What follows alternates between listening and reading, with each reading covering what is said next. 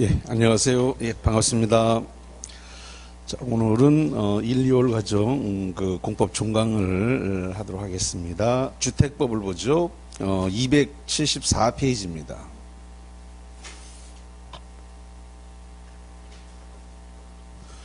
주택법은 7문제가 배정이 되어 있는데요. 자, 먼저 국민주택이라고 하는 게 일단 제일 먼저 나오죠. 국민주택. 일단 국민주택이 되기 위해서는 국민주택 규모,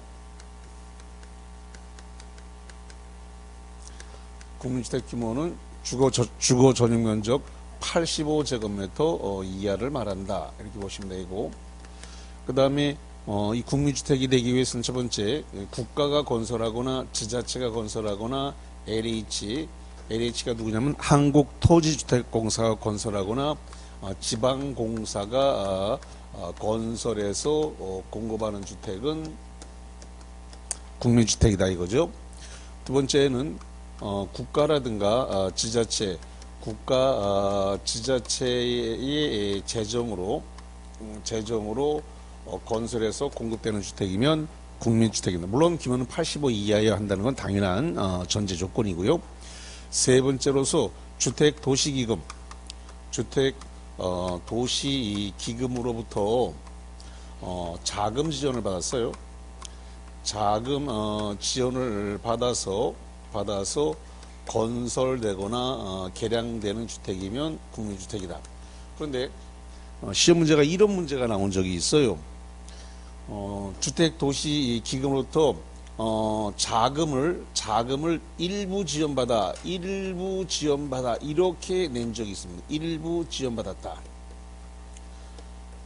일부 지원받은 것은 국민주택에 들어가지 않습니다. 그래서 주택도시기금으로부터 건설 자금을 전부를 지원받아야 돼. 일부 지원받으면 국민주택이 아니다. 이렇게 정리를 하고요. 자, 그 다음에 거기 오른쪽에 275페이지 쪽에 그 가운데 양가로 3번에 보면 세대 구분형 공동주택이라는 게 나왔습니다. 세대 구분형 공동주택이다. 세대 구분형 공동주택은 이걸 갖다가 아파트를 갖다가 분양을 했는데, 이 공동주택, 이 아파트가 되겠는데, 이거를 분양을 할 때 한 40평 이렇게 분양을 했습니다. 분양을 했는데 지금 그 주택의 일부 공간을 막아가지고 예를 들어서 여기는 주인 세대가 이렇게 32평, 그 다음에 이쪽에 공간을 막아서 8평을 세를 놓는다 이거죠. 그 다음에 뭐 30평에 10평 이렇게 세를 놓을 수도 있고, 그 다음에 28에 12평 이렇게 세를 놓을 수도 있습니다. 그래서 요걸 막아서 각각 따로따로 생활할 수 있어요. 그래서 출입구하고 현관, 복도, 이걸 욕실과 부엌을 따로 설치할 수 있습니다. 출입구와 욕실, 화장실, 욕실과 부엌 이걸 따로 설치해서 각각 독립되게 쓸 수 있습니다. 다만 요 부분을 갖다가 구분 소유할 수 없다. 이게 특징입니다.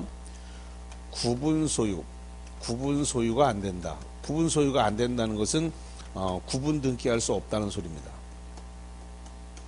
구분 등기가 안 되니까 그냥 40평 이렇게 이 전체 이렇게 묶어서 이렇게 묶든 그냥 40평 자체는 변화가 없기 때문에 하는데, 주로 이제 대학가 근방의 아파트들을 이렇게 분양할 수 있어요. 주로 많이 대학가 근방에서 이렇게 해서 요거 세를 놓는데 뭐 50만원, 60만원 이렇게 세를 놓거든요. 여기를.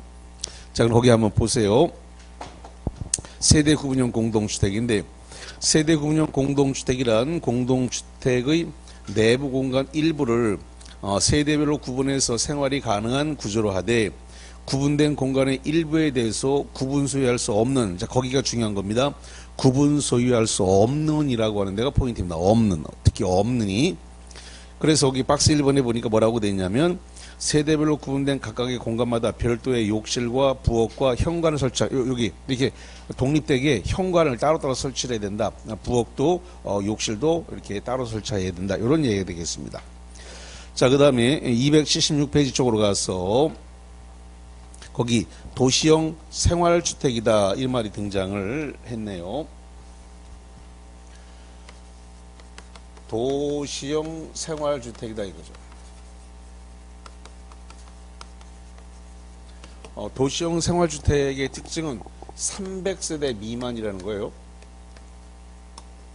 300세대 미만 그랬으니까 뭐가 되냐 그러면 299세대까지 건축할 수 있다는 소리예요. 그리고 국민주택 규모. 자, 국민주택 규모라고 하는 말이 이게 무슨 뜻이에요? 주거 전용 면적 85제곱미터 이하다 이거죠. 85제곱미터 이하다. 국민주택 규모. 그 다음에 도시형 생활주택이니까 글자 그대로 도시지역에 건설해야 된다 이거죠. 그러면 이 도시형 생활주택은 지금 세 가지로 되어 있는데 어떻게 세 가지로 되어 있냐 했더니 아파트형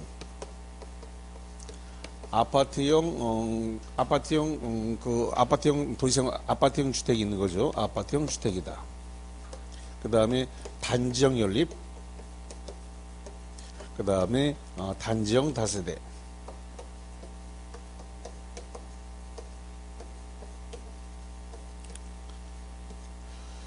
자,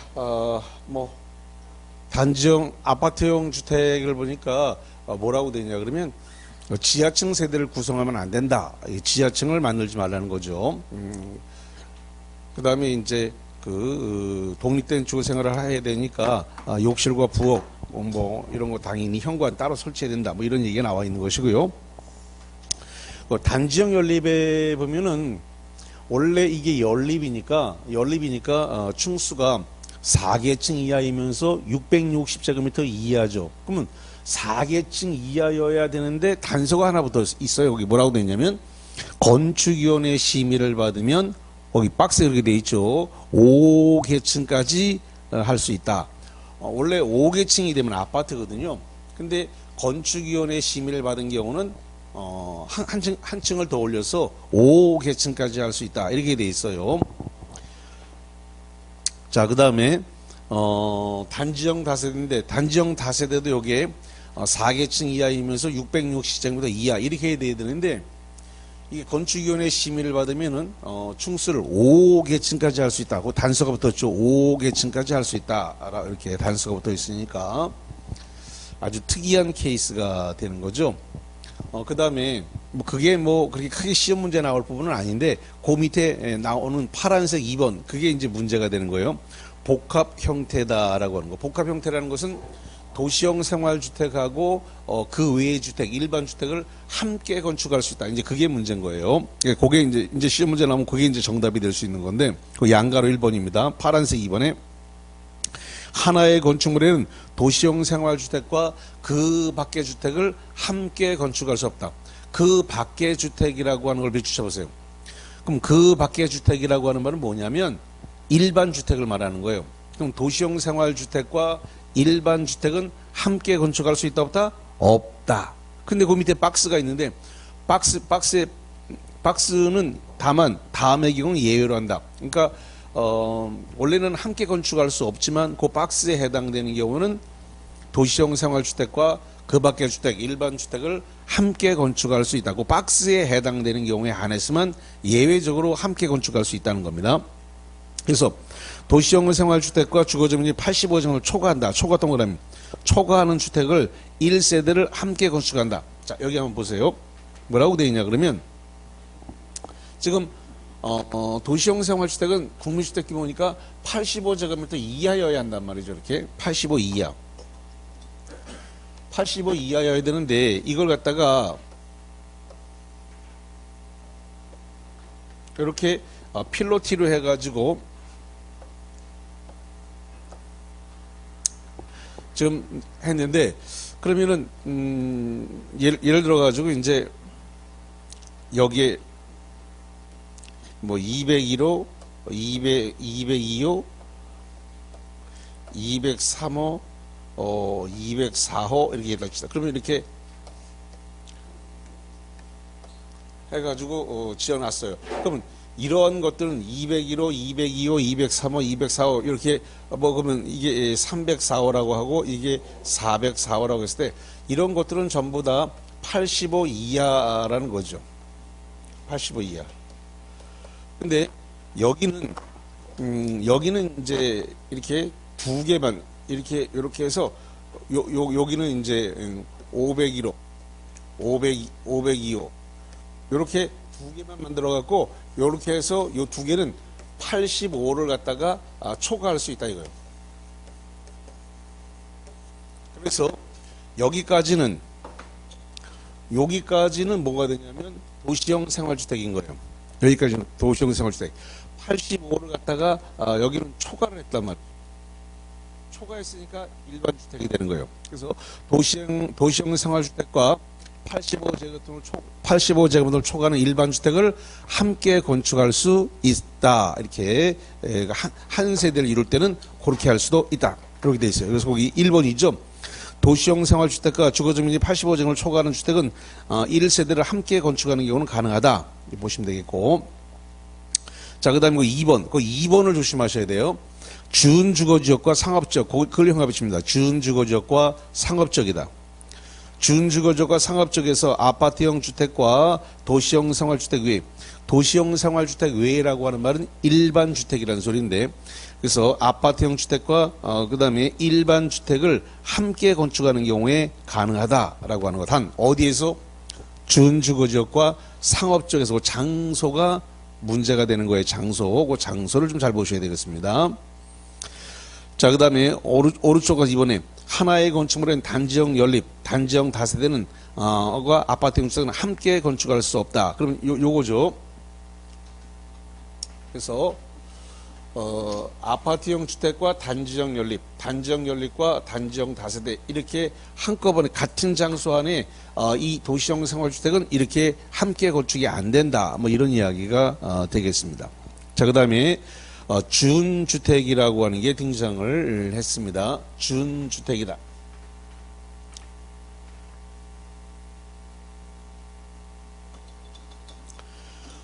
준주택이라고 하는 것 자체는 주택은 아니지만 주택에 준한다 라는 것입니다. 주택에 준한다. 그래서 그 박스에 있는 게 4개다 보니까 그게 시험 문제가 오지선다로 4개가 좋아서 그런지 그거 좀 자주 내요. 그래서 이걸 암기할 때 그냥 이렇게 오노 다기 이렇게 암기를 할 겁니다. 오노 다기. 그 박스 아래 4번에 오피스텔, 3번에 노인복지주택, 그 다음 2번에 다중생활시설, 그 다음 1번에 기숙사입니다. 그래서 뒤에서 위로 4번에서 위로 올라오는 겁니다. 오피스텔의 오, 노인복지주택의 노, 그 다음에 다중생활시설. 다중생활시설이 뭐냐면 하숙집 같은 겁니다. 하숙집, 뭐 하숙집이라든가 고시원 같은 겁니다. 다중생활시설, 기숙사. 그래서 그걸 줄여서 오노 다기 이렇게 정리를 하시면 되겠습니다. 277페이지 첫 번째 박스에 있어요. 277페이지 쪽에 거기 준주택 박스에 거기 박스 1번에 그 기숙사의 기 동그라미, 그 다음에 거기 2번에 다중생활시설의 다 동그라미, 3번에 노인복지주택의 노 동그라미, 4번에 오피스텔 오 동그라미. 그래서 그 4번서부터 위로 거꾸로 올라오면 오노 다기가 되는 겁니다. 왜 이렇게 외우냐 그러면 옛날에 무슨 스케이트예요 그게? 피겨 말고 링크 이렇게 도는 거? 아이스 말고 그리고 이게 스케이팅 중에서도 왜 이렇게 트랙을 조그맣게 하고 도는 거 있잖아요. 이번에 그 올림픽에서 금 따고 그랬잖아요. 쇼트트랙. 그 쇼트트랙에서 그 남자에서 옛날에 미국인 선수 오노가 다리를 걸어서 그 한국 선수를 넘어뜨려 가지고 그 문제가 된 적이 있었어요. 그래서 미국 선수가 금메달 땄지만 나중에는 그 박탈됐죠, 그게. 그래서 그 오노라고 하는 선수예요, 오노. 그래서 오노가 다리를 걸었다 이 말이에요. 오노 다기. 그렇게 해서 암기를 합니다. 준주택. 박스 있는 거 그 4개이기 때문에 오노, 다기 이렇게 암기하면 되겠다 이 말이죠. 자, 그까지 일단은 정리를 했고, 자, 그 다음에 이제 어디를 가서 보시냐면은, 거기 279페이지입니다. 자, 279페이지에 보니까 거기 부대 시설하고 복리 시설이라고 하는 말이 나왔어요. 부대 시설은 본 건물의 향상을 위해서 본 건물과 함께 축조가 되어지긴 했지만 분양은 되지 않는 겁니다. 부대 시설을 보니까 주택에 딸린 시설이나 설비다. 그래서 주차장, 관리사무소, 담장, 주택단지 안에 도로와 건축설비 거기 이제 쭉 밑줄 쳐보세요. 주차장, 박스 안에 들어있는 거, 주차장, 관리사무소, 담장, 주택단지 안에 도로와 건축설비 요게 부대 시설이고 본 건물의 기능 향상을 위해서 본 건물과 함께 축조되어졌다 이렇게 보면 되겠습니다. 자, 그 다음에 복리시설인데 복리시설은 입주자의 후생복리 편익증진시설이에요. 여기서 애 키우거나 사람 관련 시설이거나 애 키우거나 사람 관련 시설이다. 그래서 여기 보니까 주택단지 입주자 중에 생활복리를 위한 시설인데 어린이부터 애 키우는 데 필요하죠. 그 다음에 근린생활시설. 요 근린생활시설은 뭐냐면 아파트 단지 내의 상가를 말합니다. 아파트 단지 내 상가. 그 다음에 유치원, 주민운동시설 이런 거 경로당, 사람 관련 시설이 되죠. 자, 이렇게 구분을 하시면 되겠습니다. 자, 그 다음에 등장한 거 280페이지에 보니까 리모델링이라고 하는 게 등장을 했습니다. 리모델링.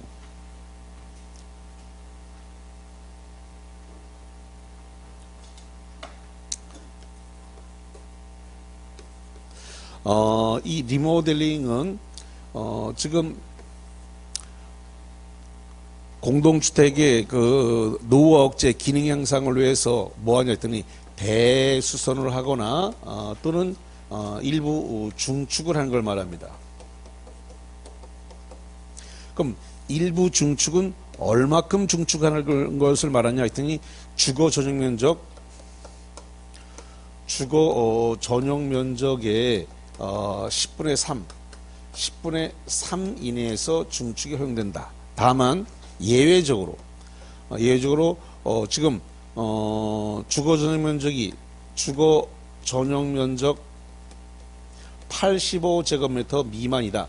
85제곱미터 미만인 주택은 10분의 4 이내까지 중축을 할 수 있다. 이렇게 규정을 하고 있습니다. 자, 그 다음에 우리가 수직 중축형 리모델링이 있고 세대수 증가형 리모델링이 있는데 그 중에서 세대수 증가형 리모델링.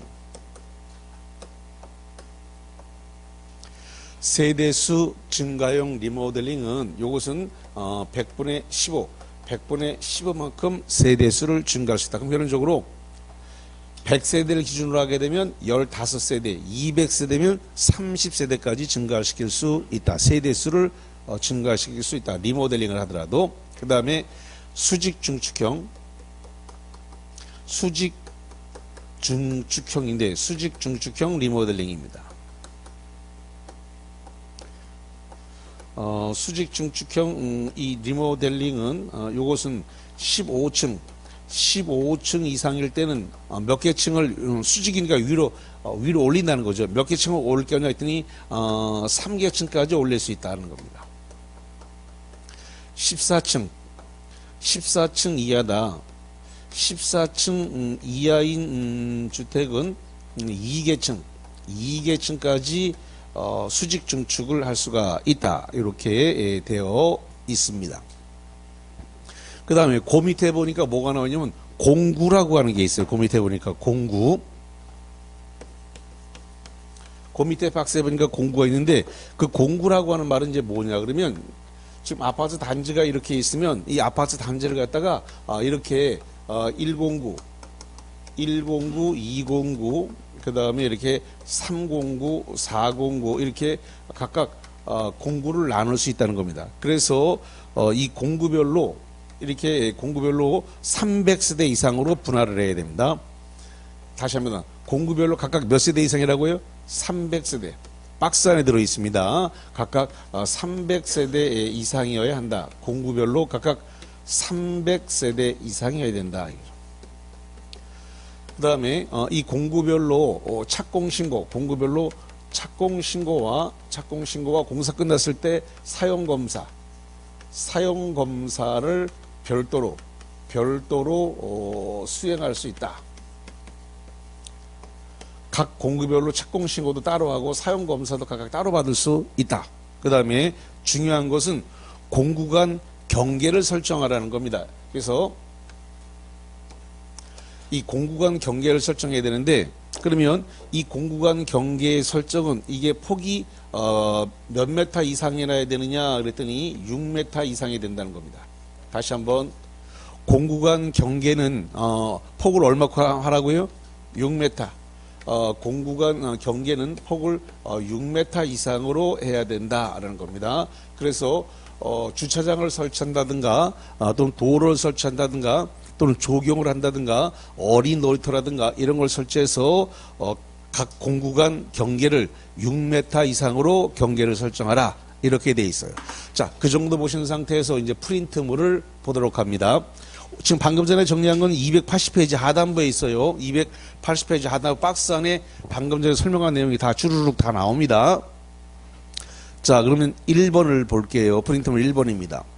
국가 지자체, 한국토지주택공사 또는 지방공사가 건설하는 주택 또는 주택도시기금으로부터 자금 지원을 받아서 건설되거나 개량되는 주택으로서 주거지는 조정면적이 85 이하인 경우에 국민주택이다. 오더 엑스다.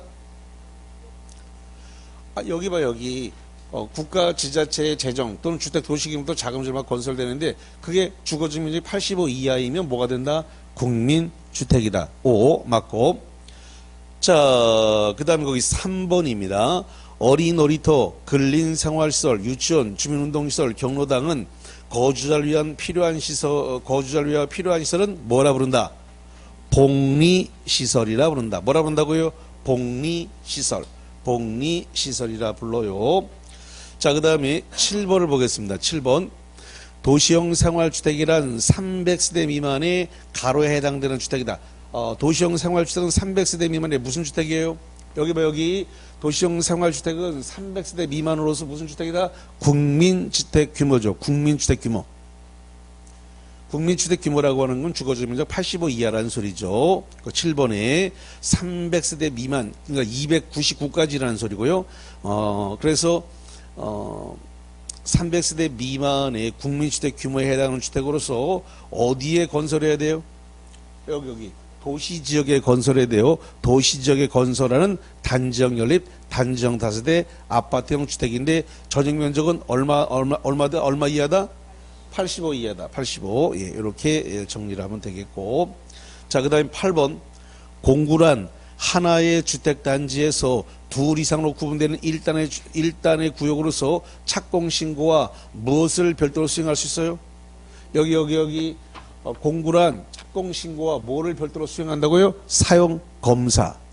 착공신고와 사용검사를 별도로 수행할 수 있다. 착공신고와 사용검사를 별도로 수행할 수 있는 구역을 말하고, 공구별 세대수는 몇 세대 이상으로 하여야 한다? 여기서는 공구별 세대수는 몇 세대? 300세대. 300세대 이상으로 하여야 한다. 그러면 공구간 세대수를 나누려고 그러면 전체 세대수는 몇 세대가 나와야 돼요? 600세대가 나와야 109, 209를 300세대씩 나누지. 그러니까 공구별로 109, 209로 나누려면 전체 세대수는 일단 몇 세대 이상이라야 공구간 공구로 나눌 수 있다? 600세대 이상이 돼야 공구간 구분이 가능하죠. 왜냐하면 한 1공구간 세대수가 몇 세대예요? 300세대. 그럼 109, 209 합해갖고 600세대가 나와야 공구로 구분이 가능해지는 거예요. 자, 그 다음에 24번입니다. 프린트물 뒤집어서, 자, 프린트물 뒤집어서 봅니다. 프린트물 뒤집어가지고, 세대 구분형 공동주택은 공동주택의 주택 내부 공간의 일부를 세대별로 구분하여 생활이 가능한 구조로 하되, 구분된 공간의 일부에 대해서 구분 소유할 수 있는 주택이다. 오더 X다? 자, 여기 봐, 여기 세대 구분형 공동주택은 여기 써놨습니다만 구분 소유가 돼요, 안 돼요? 여기 안 된다고 돼 있네, 여기. 구분 소유할 수 있다, 없다? 없다. 구분 소유할 수 없다. 왜냐, 그러면 40평을 통째로 등기를 해놓은 곳이기 때문에 따로따로 여기 8평, 10평, 12평은 따로 등기가 안 된단 말이죠. 그래서 구분 소유가 안 된다라고 하는 거. 자, 그 다음에 25번입니다. 25번.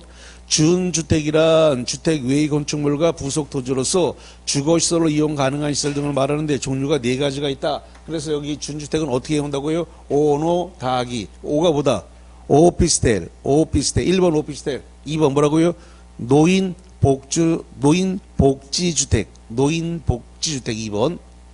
3번 다가 뭐야? 다중생활시설. 다중생활시설은 하숙집이라든가 고시원 이런 걸 얘기한다. 다중생활시설. 그 다음에 4번의 기는 뭐다? 기숙사. 요 4가지는 준주택이라고 한다. 자, 그 다음에 26번에다가 별별 2개 치고 요게 시험 문제가 매우 많이 나오니까 완벽하게 다 통째로 숙지하셔야 돼요. 리모델링이란 노후화 억제 또는 기능 향상 등을 위해서 대수선 내지 중축하는데 주거적 면적 얼마 이내에서 그 일부 중축을 허용한다. 여기 주거적 얼마 이내에서 10분의 3. 일부 중축을 하는데 주거적 면적 얼마까지만 중축을 허용한다고요? 10분의 3. 10분의 3 이내에서만 가능하고 다만 그게 주거적 면적이 85 미만일 때는 얼마까지 가능하다? 여기 써놨습니다. 주거적 면적이 85 미만일 때는 얼마까지 된다? 10분의 4까지 중축이 가능하다. 수직 중축형 리모델링의 경우는 층수가 가로층 이상인 경우는 3계층까지 중축할 수 있다. 그럼 3계층까지 중축하기 위해서는 층수가 몇 층 이상이 돼요? 여기 수직 중축형 리모델링은 3계층까지 증축할 때는 몇 층 이상? 15층 이상일 때 위로 3계층을 올릴 수 있다. 이렇게 정리하면 되겠고, 지금 거기 25분에 안 나온 게 여기 안 나오는데 세대수 증가형 리모델링은 얼마까지 된다? 100분의 15, 13대를 증가시킬 수 있다. 이것도 참고로 기억을 해 놓으시기 바랍니다. 자, 그래서 일단은 거기까지 쭉 정리가 되어졌네요.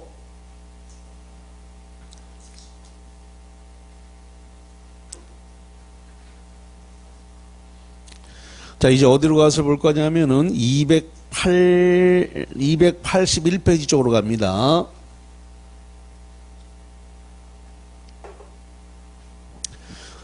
281페이지 쪽으로 갔더니 뭐가 등장을 하냐면 281페이지 쪽에 거기에 지금 사업 주체라고 하는 게 등장을 했어요.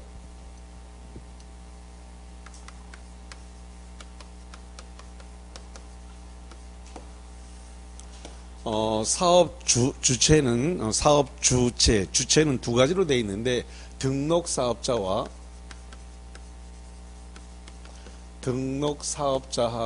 그 다음에 비등록 사업자 이렇게 두 개로 되어 있습니다.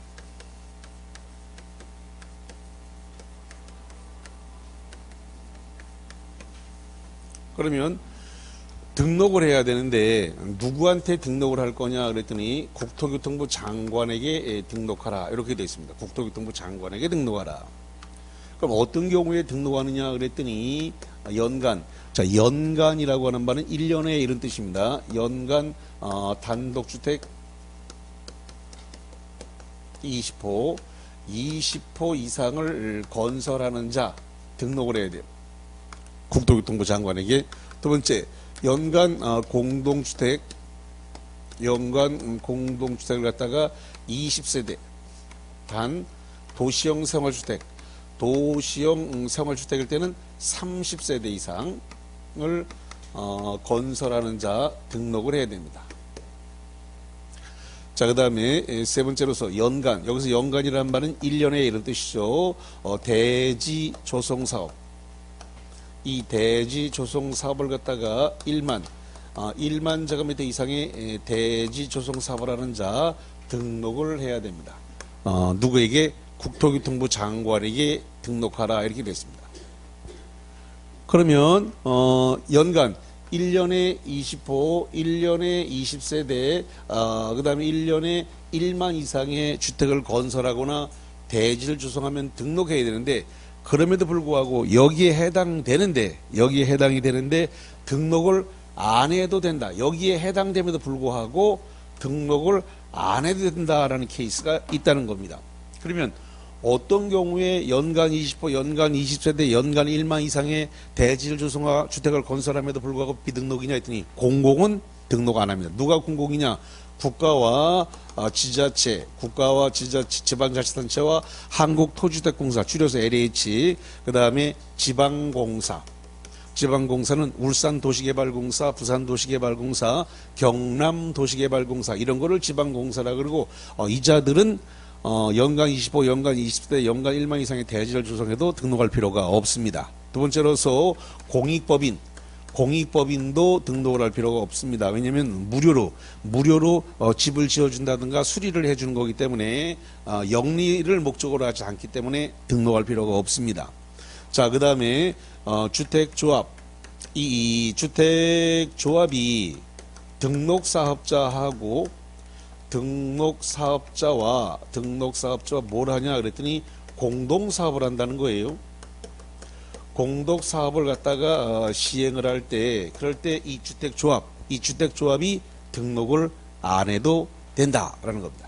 자, 그 다음에 고용자가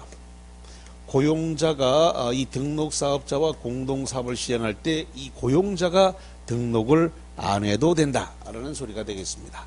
자, 교재 한 장을 넘겨서 282페이지입니다. 그 282페이지 맨 꼭대기 보니까 등록 기준이라는 게 나와요. 그래서 그 박스 1번에 보니까 자본금이 3억. 자, 3억을 동그라미에서 위를 뽑아가지고 법인이라고 쓰세요. 그래서 자본금이 3억은 법인이고 개인은 6억이어야 됩니다. 다시 개인은 얼마라고요? 6억. 그럼 3억짜리가 누구라고요? 법인이 3억입니다. 자, 박스 2번. 그러니까 여기 국토교통부 장관에게 등록하기 위해서 자본금이 그렇게 필요하다는 겁니다. 법인은 3억, 개인은 6억. 그 다음에 2번에 주택 건설할 때는 건설 분야 기술자 1인, 대지 조성은 토목 기술자 1인 이상이 필요하고, 사무실 면적은 사업 수행에 필요한 사무 장비를 갖출 수 있는 면적이면 된다. 그러면 사무 장비를 갖출 수 있는 면적이면 된다 그랬으니까 우리 집 거실을 사무실로 등록할 수 있다 없다? 있어요. 우리 사시는 거실에다가 컴퓨터 놓고 팩스 놓고 전화기 놓으면 그러면 사무실 등록이 가능해요. 자기 주택의 거실을 사무소로 등록할 수 있다 없다? 있다. 거기 사무 장비만 갖출 수 있으면 되니까 별도로 사무실을 구하지 않아도 돼요. 생각을 너무 이렇게 꼭 사무실을 구해야 된다고 생각하지 마세요. 자기 그냥 거실을 사무실 등록이 가능하기 때문에.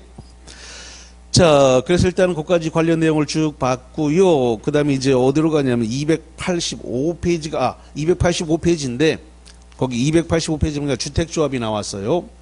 자, 거기 들어가기 전에 프린트물 하나를 보고 가겠습니다. 자, 9번을 하나 볼게요. 프린트물 9번입니다. 연간 가로호, 연간 가로세대 이상의 주택을 건설하는 자는 등록을 했는데 연간 얼마 이상이면 등록해요? 연간 20호, 20세대 이상 주택 건설 사업을 하는 자, 또는 연간 얼마 이상의 대지 조성하는 자 등록해야 돼요? 연간 1만 제곱미터 이상의 대지 조성 사업을 시행하는 자는 등록을 해야 되는데 가로에게 등록하라. 가로가 누구예요? 여기 써놨네. 누구한테 등록하라고요? 국토교통부 장관에게 등록을 해야 된다. 국토장에게 등록하라. 이렇게 되어 있는 겁니다.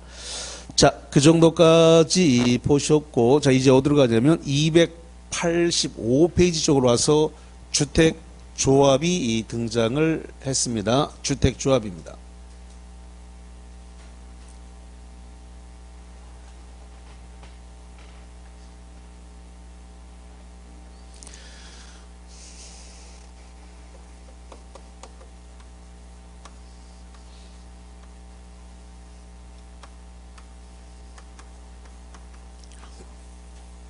주택법에서 주택조합이 나왔는데 우리 공법에서 조합이 3번 나와요.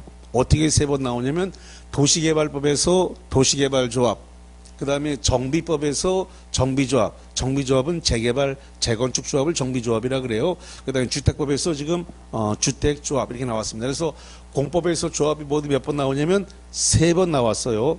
물론 이제 1, 2월 한 번 들었으니까 기억이 없을 텐데 3, 4월에 또 하고 5, 6월에 또 하고 계속 할 건데 이 3가지 조합을 비교해서 문제가 나오기 때문에 일단 조합이 3개 있다는 걸 생각하셔야 돼요. 다시 한번 어떻게 3개가 있다고요?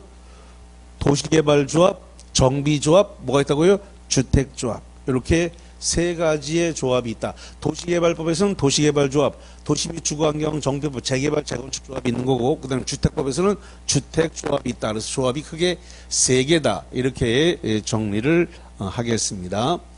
자, 그러면 주택조합에는 첫 번째로서 지역주택조합이라는 게 있어요. 지역주택조합이다. 이 지역주택조합은 동일한이란 말은 같은 지역에 6월 이상 거주를 하면 돼요. 그러면서 무주택 세대주이거나 또는 주거 전용 면적 85제곱미터를 갖다가 이하를 한 채 소유한 자도 조합원이 될 수 있습니다. 그러니까 무주택 세대주도 되지만 주택이 한 채 있어도 되는데 85 이하 한 채를 소유한 자는 지역주택조합에 가입을 할 수 있다. 그런데 여기서 특이한 사항은 뭐냐면 동일한 지역, 같은 지역이라고 되어 있단 말이죠. 그러면 울산에서 지역주택조합원을 모집한다. 울산에서 지역주택조합원을 모집한다 그랬을 때 양산에 있는 사람이 와서 조합원이 될 수가 있어요.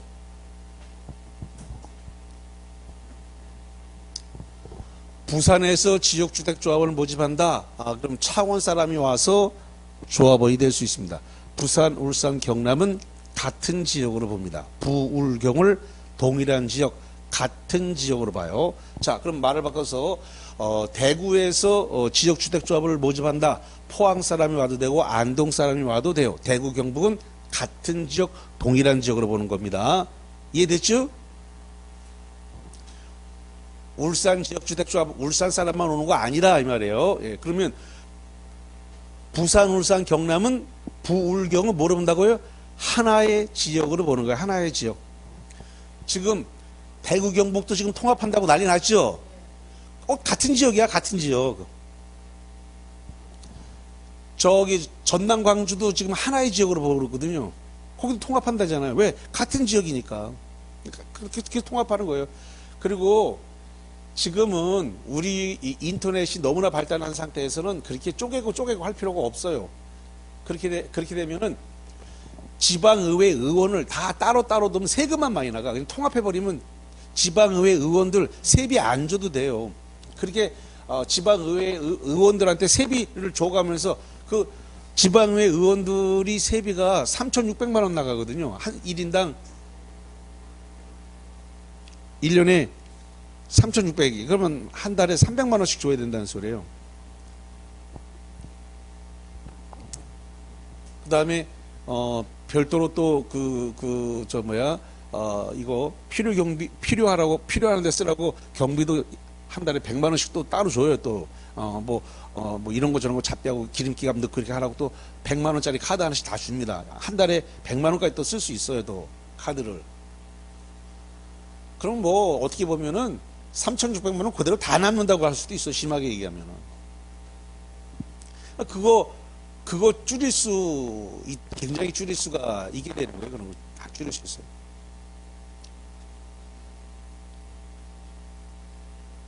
지금 사실 여기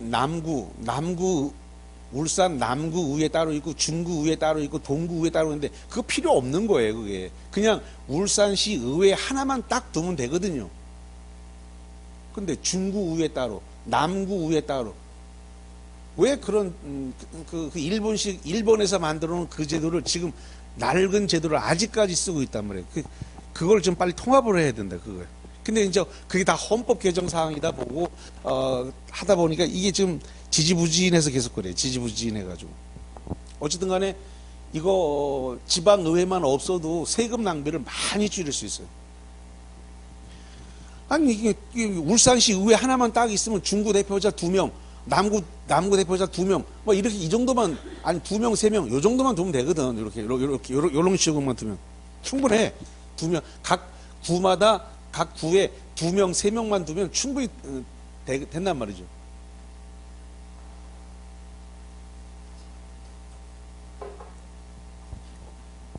자, 보시면 되겠고, 그 다음에 여기 이 직장주택조합. 직장주택조합이 되겠는데, 예, 직장주택조합이다. 이 직장주택조합이라고 하는 것은, 동일한 같은 직장에 근무를 하면 되는데, 여기서 동일한 같은 직장이라고 하는 것은 국가기관이라든가 국가기관, 지자체, 법인 이걸 말합니다. 그러면서 무주택 세대주이거나 85제곱미터 이하 한 채를 소유한 자, 그래서 무주택 세대주 또는 85 이하를 한 채 소유한 자, 여기도 조합원이 될 수 있습니다. 자, 그 다음에 세 번째로서 리모델링 주택조합이 되겠는데, 리모델링 주택조합은 공동주택, 이 공동주택을 갖다가 소유한 자입니다. 자, 리모델링이라는 것은 뭐가 건물이 있어야 리모델링을 하죠. 맨 땅에 해당할 수는 없으니까. 그러니까 현재 공동주택을 가지고 있어야 리모델링을 하고 있어요. 근데 여기 요 지역주택조합이나 직장주택조합은 새로 짓는 거고요. 요거는 새로 짓는 거고, 요건 있는 거를 리모델링 하는 거고, 구분이 좀 필요해요. 그 다음에 복리시설을 갖다가 복리시설을 소유한 자, 복리시설을 갖다가 소유한 자도 이렇게 리모델링 주택조합의 조합원이 될 수 있습니다. 여기서 복리시설 중에서 분양할 수 있는 게 2개가 있어요. 뭐하고 뭐가 분양이 가능할까요? 아까 복리시설이 어린이 놀이터라든가, 그 다음에 근린생활시설이 뭐라 그랬어요? 아파트 단지 내 상가인데, 상가는 분양할 수 있단 말이죠. 그 다음에 유치원도 분양할 수 있어요. 그러니까 복리시설 중에서 분양할 수 있는 거 2개, 근린생활시설하고 유치원 2개는 분양이 돼요. 근린생활시설은 아파트 단지 내 상가니까 분양이 되는 거고, 유치원도 분양할 수 있어요. 그 나머지 외에는 분양이 안 되죠. 왜냐 그러면 이제 그 다음에 나오는 게 경로당이라든가 이런 것들이 나오는 거니까. 복리시설 2개는 분양이 되니까 그걸 소유한 자도 리모델링 조합의 조합원이 될 수 있다라는 겁니다. 자, 그 다음에 그 조합원을 모집하려고 그래요. 조합원을 모집하기 위해서는 주택건설 대지 면적의 50% 이상을 갖다가 확보하고 난 다음에 조합원 모집에 대해서 신고를 해야 돼요. 그래서 시장, 군수, 구청장에게 신고를 하고 그리고 공개 모집을 하라고 되어 있습니다. 입주자 모집이죠. 그래서 지금 조합원 모집을 하는데 시장, 군수, 구청장에게 신고해야 되는데, 주택건설 대지 면적의 50% 이상의 사용 권원을 확보해야 됩니다. 요게 사용 권원, 50% 이상의 사용 권을 확보하고 시장, 군수, 구청장에 신고하고 공개 모집하라. 공개 모집. 단 공개 모집에 대한 예외가 있는데, 지금 조합원을 모집했는데 결원, 그러니까 숫자가 모자라요. 뭐 사망이라든가 탈퇴 등으로 인해서 사람 숫자가 모자라니까 그걸 결원이라 그래요. 결원이 생겨서 추가 모집을 하려고 한다. 추가 모집. 추가 모집을 할 때에는 이거는 신고를 안 해도 됩니다. 신고하지 않고 어떡하냐? 선착순 모집할 수 있어요.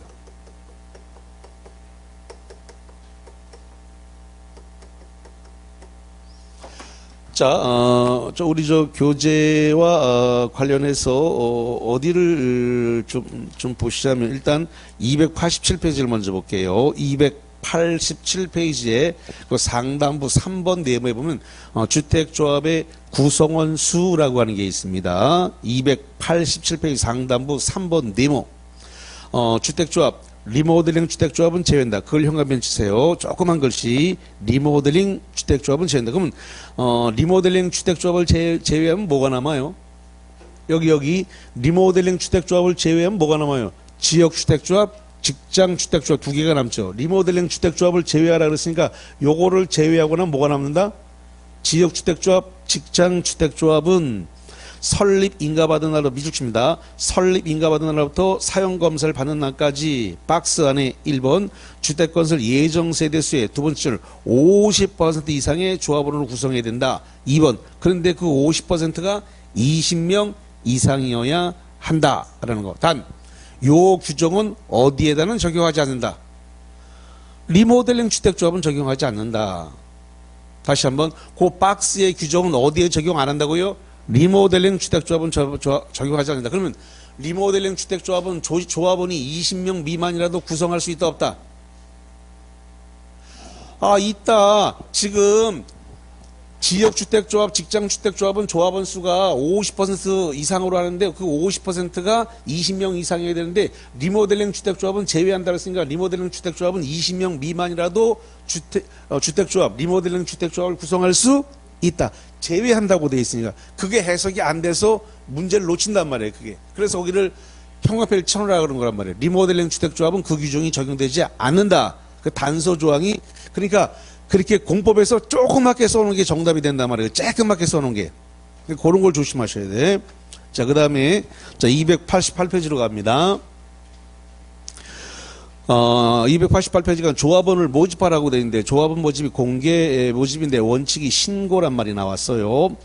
지역주택조합과 직장주택조합 형광펜 칩니다. 지역주택조합하고 직장주택조합이다. 그러면 리모델링 주택조합은 적용되지 않는다는 소리고 지역주택조합, 직장주택조합은 설립인가를 받기 위해서 조합원을 모집하는 자는 해당 주택 건설대지에 미줄칩니다.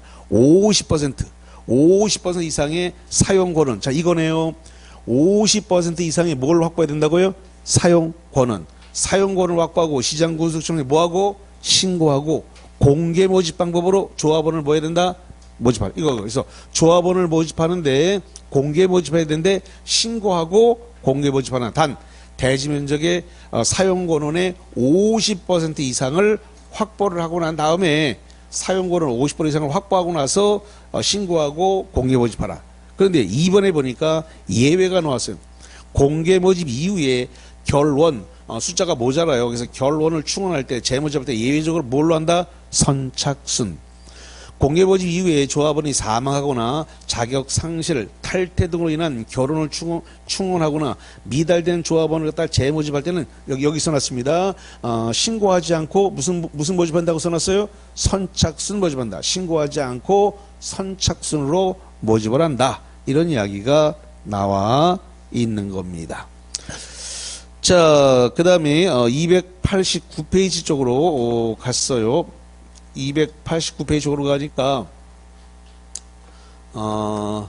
조합 설립에 대해서 인가를 받으라 이렇게 되어 있는데 그러면 조합 설립에 대해서 인가를 받기 위해서는 주택건설 대지면적 대지면적입니다. 대지면적의 80% 이상의 사용권을 갖다가 확보해야 되고 더 나아가 소유권을 갖다가 15% 이상의 소유권을 갖다가 확보해야 됩니다. 자, 그럼 두 개가 나오네. 뭐냐? 사용권은 얼마큼 확보해야 된다고요? 80% 이상. 그 다음에 그 소유권을 얼마큼 확보해야 된다? 15%. 두 개가 동시입니다. 조합 설립 조합 설립 인가를 받아가려면 대지 면적의 80% 이상의 사용권을 확보하고 대지 소유권의 15% 이상을 확보해야 된다라는 겁니다. 그러고 난 다음에 설립 인가를 시장, 군수, 구청장에게 설립 인가를 받지만 단 이게 등기는 하지 않습니다. 왜냐? 주택조합은 권리 능력 없는 사단이기 때문에 등기는 하지 않습니다. 자, 아까 제가 조금 전에 이런 얘기했어요. 조합이 3번 나온다. 그럼 도시개발조합하고 정비조합, 재개발, 재건축조합은 인가받고 등기를 해야 돼. 다시. 도시개발조합하고 재개발, 재건축, 정비조합은 인가받고 30일 내 등기를 해야 되는데 주택조합은 등기를 한다, 안 한다? 안 한다. 이거 좀 비교를 해서 나오니까 구분이 필요하고, 이 이야기는 3, 4월에 또 하고 5, 6월에 또 하고 7, 8월에 또 합니다. 왜냐하면 한 번 들어서는 잘 이해가 안 되기 때문에 몇 번 반복해서 또 할 거니까 보시고. 그러면 여기 지금 설립 인가, 조합 설립 인가를 받으라고 하는데 여기에 대한 예외가 있어요. 어떤 예외가 있느냐 그랬더니 여기 요 직장주택조합이 국민주택을 갖다가 공급을 받으려고 한다. 국민주택을 공급받기 위해서 설립하는 경우는 이럴 때는 신고를 하고 설립을 해요. 시장, 군수구청장에게. 자, 다시 합니다. 조합 설립은 원칙적으로 시장, 군수구청장에게 인가를 받아야 되는데 인가받는 거에 대한 예외로서 신고하는 경우가 있다. 직장주택조합에 한해서 국민주택을 공급받게 설립하는 경우는 인가를 받지 않고 신고한다. 자, 교지 한 장 넘겨서 290페이지 꼭대기를 봅니다. 자, 290페이지 꼭대기 보니까 조합 설립 신고라고 하는 말이 나오는데 밑줄 치세요. 국민주택을 공급받기 위하여 직장주택조합을 설립한다. 그럴 때는 시장, 군수구청장에 뭐하라고 써놨다고요? 신고. 그러니까 여기 써놨습니다. 직장주택조합이 국민주택을 공급받게 설립하는 경우는 요 때는 인가를 받지 않고 뭐하고 설립할 수 있다? 신고하고 설립할 수 있다라는 겁니다. 자, 그 다음에 거기 4번에 보니까 그 4번에 파란색 4번에 리모델링 주택조합의 인가 신청 요건 나왔습니다. 거기 주택단지 전체를 리모델링할 때는 거기 미줄칩니다.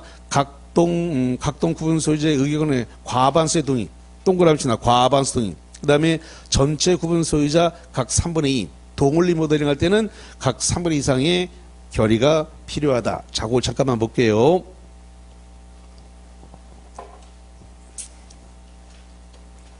현재 여기 보니까 뭐라고 되어 있냐면 리모델링이라고 하는 것 자체가, 리모델링은 현재 공동주택을 가지고 있어야 리모델링이 된다 이 말이에요.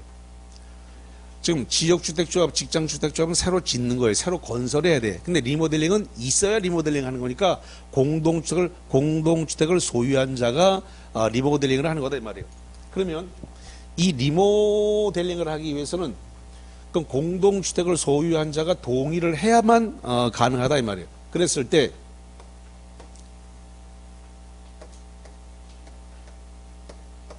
그럼 예를 들어서 이게 101동이라고 하고 이게 102동이라 하고 요게 103동이라고 했을 때 그럼 101동 전체 구분 소유자 101동에 얼마큼 동의받아야 해요? 과반수. 101동 구분 소유자의 과반수 동의를 받아라. 그 다음에 102동 얼마큼 동의받아야 돼요? 이것도 과반수예요. 각 동별이기 때문에 과반수. 103동 얼마 받아야 해요? 과반수. 그 다음에 이 101동, 102동, 103동 전체 구분 소유자 얼마큼 동의받아야 돼요? 3분의 2. 이거였어요. 그게 지금 거기 방금 전에 얘기했던 리모델링, 그 공동주택을 리모델링 했을 때 결의 내용이 되겠습니다. 그래서 각 동별 과반수 단지 전체 구분 소유자 3분의 2 이상의 동의가 필요하다 이거예요. 그런데 지금 101동에 과반수 동의를 받았어요. 그럼 나머지가 동의 안 한 자가 분명히 있을 거란 말이죠. 그러면 이 리모델링 조합 결의에 동의 안 한 자에게 어떻게 할 거냐는 문제가 생겨요. 동의를 갖다가 안 한 자가 있으면 동의 안 한 자에게 그러면 그 아파트 사줄 테니까 팔고 나가세요 라고 하면서 여기 매도 청구를 할 수 있습니다. 그래서 시가로 사줄 테니까 팔고 나가 이걸 요구할 수 있는데 그 중간에 양가로 3번이 있습니다. 그 양가로 3번 리모델링 주택조합의 매도 청구라고 하는 말이 나왔죠. 리모델링 조합이 리모델링 허가를 신청하기 위해서 동의를 확보한 후 그 리모델링 결의에 찬성하지 아니한 자의 주택 및 토지에 대해서 매도 청구 팔고 나가시오 이렇게 요구할 수가 있다. 이런 이야기가 되겠습니다.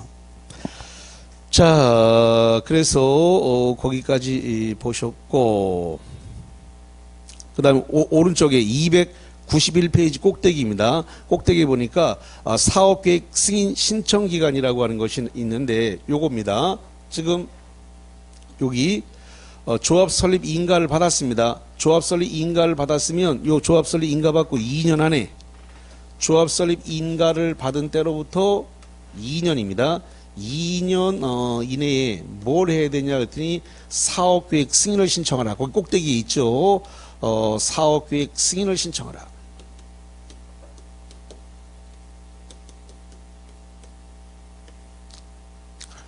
조합 설립 인가 받고 2년 안에 여기 2년 안에 사업계획 승인을 사업계획 승인을 신청을 해야 된다 이거.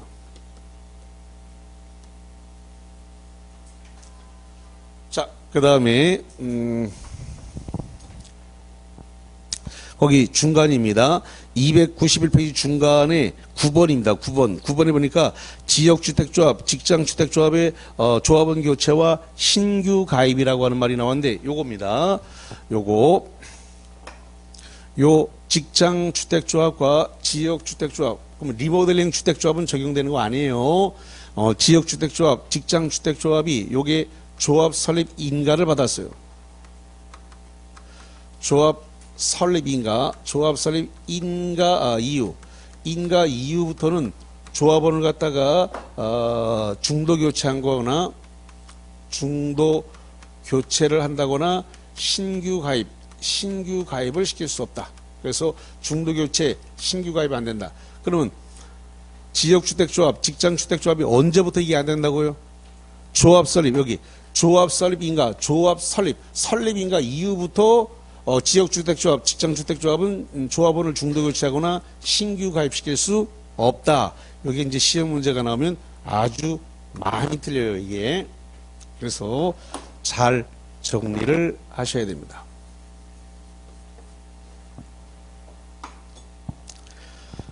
자, 그 다음에 292페이지를 봅시다. 자, 292페이지에 거기 11번에 보니까 조합 총회라고 하는 게 있습니다. 292페이지 하단부에 보니까 총회 의결을 거치는 경우는 조합원이 밀집니다. 조합원의 10% 이상이 직접 출석해야 된다. 이게 원칙입니다. 10% 이상이 출석하라. 다만 창립총회 형합했습니다. 창립총회하고 그 박스 안에 9개, 그럼 창립총회까지 해서 10개인데 그 10개일 때는 총회 형합했습니다. 20% 이상이 직접 출석해야 됩니다. 20% 이상이 직접 출석하라. 20% 이상이 직접 출석하라. 자, 박스 1번에 조합 규약을 변경한다.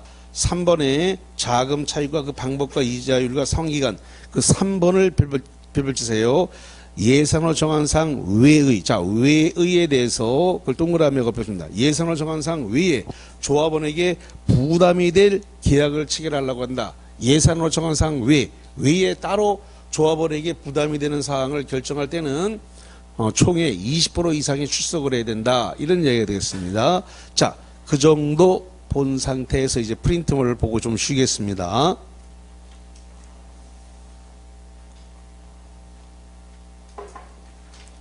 자, 20번입니다. 예산으로 정한 사항으로서 조합원에게 2번 문제예요. 예산으로 정한 사항으로서 조합원에게 부담이 될 계약의 체결은 조합원 20% 이상이 직접 출석한 총회 의결을 거쳐야 한다. 자, 요거 2번에 별별 2개 칩니다. 자, 요 내용 옳다, 맞다, 틀리다. 이게 깔딱하면 잘 틀려요. 이거 틀린 사항입니다. 이거 왜 틀렸냐? 예산으로 정한 사항이 아니라 예산으로 정한 사항 외의 왜 예산으로 정한 사항 외에 조합원에게 게 부담이 될 계약의 체결이에요. 왜 예산으로 정한 사항 말고 외에 조합원에게 부담이 될 계약일 때 그때 20% 이상이 출석을 해야 되는 거예요. 그래서 이게 시험장 가면 거의 안 보여요. 이런 것들이. 그래놓고 본인은 맞췄다 그러고 의양양하고 나왔는데 아주 그냥 이런 거 놓치게 되면 이제 과락당하거나 이제 점수가 이제 2개, 3개 모자르게 돼 이제. 자, 그 다음에 거기 어디를 보냐 그러면 4번 문제를 볼게요. 4번. 주택을 마련하기 위하여 주택조합 설립 인가를 받으려는 자는 해당 주택건설 대지의 15% 이상에 해당하는 토지의 사용권을 확보하고 80% 이상의 토지 소유권을 확보할 것. 자, 오다 X다. 자, 거기 X예요. 여기 봐, 여기. 조합설 인가를 받을 때는 대지 면적의 80% 이상의 사용권을 확보하고 소유권을 15% 확보해야 되는데 시험 문제가 여기 80%하고 15%의 위치를 바꿔놨네, 거기. 사용권은 15%라고 그러고 그 다음에 소유권을 80이라고 그랬는데 80과 15%의 위치를 맞바꿔야 돼. 여기 지금 사용권은 80, 소유권은 15. 근데 거기 시험 문제는 거꾸로 했어요. 15%와 80이 반대로 돼 있다고 지금. 그래서 사용권은 15%가 아니라 80. 그 다음에 소유권은 80이 아니라 15%. 그래서 X입니다. 자, 그 다음에 5번. 지역주택조합, 직장주택조합, 리모델링 주택조합은 시장군수구청장에게 설립 인가를 받아야 되며 슬롯이 잘라. 여기까지 맞아 틀려요. 여기 지역주택조합, 직장주택, 리모델링 좀 뭘 받아야 돼? 설립 인가. 맞잖아요. 설립 인가 받아야 된다. 거기까지 맞아요. 설립 인가를 받아야 되고. 그 다음에 설립 후 30일 이내에 주된 사무소 소재지에다가 등기를 해야 된다. 오다 X다. 예, 인가 받아야 되는 건 맞지만 등기는 하지 않습니다. 등기해야 되는 것은 도시개발조합하고 정비조합, 재개발, 재건축조합이 등기를 하고 주택조합은 등기하지 않습니다. 결론 X입니다.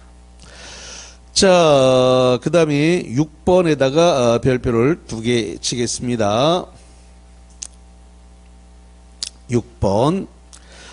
지역주택조합 또는 직장주택조합은 사업계획 승인을 받은 후에는 원칙적으로 당해 조합원을 교체하거나 신규로 가입하게 할 수 없다. 자, 오다 X다. 요거 X인데요.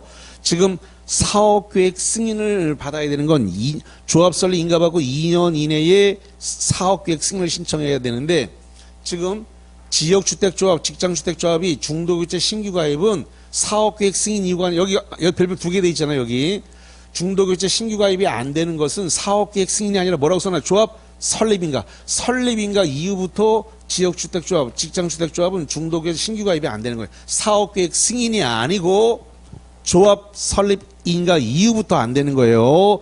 그래서 이 6번 문제가 매우 많이 틀린단 말이에요. 그래서 정확하게 해놔야 된다. 자, 거기까지 하고 쉬었다 본다. 칠판도 다 지웁니다.